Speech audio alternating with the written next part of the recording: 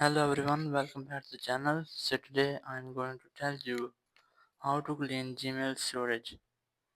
If you want to clean your Gmail storage, so you just need to follow this step. First open your browser and here you just have to enter a code which is drive.google.com/quota.